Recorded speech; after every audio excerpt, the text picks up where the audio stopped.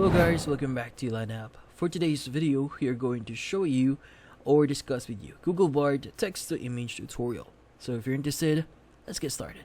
So by the way, if you're not aware yet, Google Bard is now Gemini. So if you're getting confused, why is Google Bard not appearing here? Well, it's now Gemini here.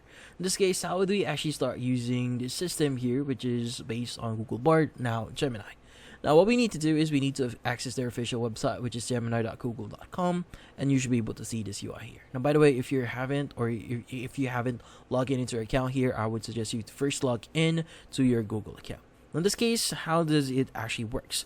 Well, in this case, it works like any AI tools that you have there. Now, depending on what prompt that you enter here, how descriptive you are with your prompts, it's going to give you a certain output on that. So the more descriptive you are, the more detailed and accurate the image is going to be when they actually give it to you.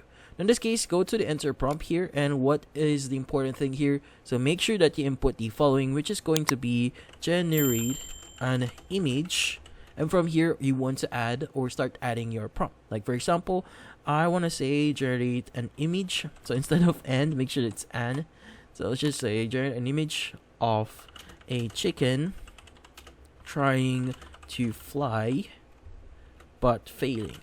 So in this case, let's go ahead, press on enter. It's going to start giving us some responses on this one. Since we want an image of a chicken here, it's going to start generating that. It might take some time if you have, or basically if you're generating it for the first time. Sometimes the system itself is going to be really slow, but in this case, this is how you generate your images here.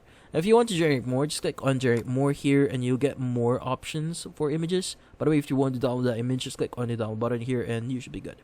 But that's about it. So hopefully this video was able to help you. Like and subscribe to LineUp. Thank you for watching.